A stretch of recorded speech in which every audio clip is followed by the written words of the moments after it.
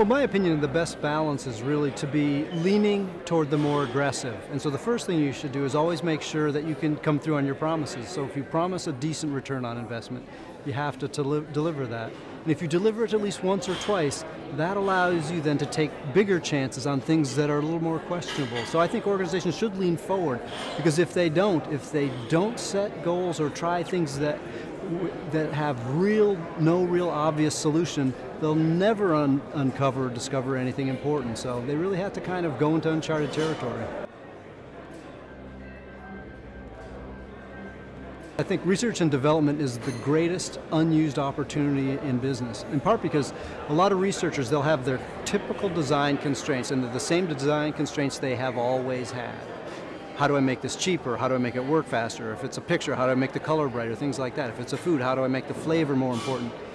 When you start to use a sustainability lens to look at your research projects, it actually invites thoughts that were never in the equation. And when you do that, instead of having a 2 or a 3 or a 4% improvement, that is an improvement on your environmental impact or a reduction in your energy or water use, you suddenly open up opportunities for 5 or 10 or 15 or 20 or 30 or 40. I mean, much, much larger. And a lot of businesses have actually seen this happen. They've seen a discovery that really changed the game. And that's why R&D, getting people who are not used to participating in R&D engaged in that cycle, will lead to, I think, magical things. Yeah, the best way, this is my opinion, is to have sustainability professionals who are credible. And to be credible, you really have to attack problems initially that you have a high confidence in. And so the one I usually use is, I call it resource conservation in your factory. And really that's saving energy and water in your factories.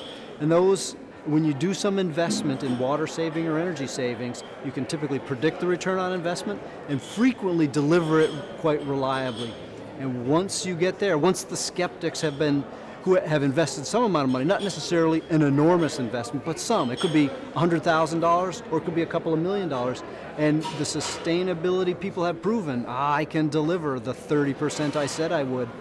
Then they start to convert to say, maybe this is business value, it's not just a slogan.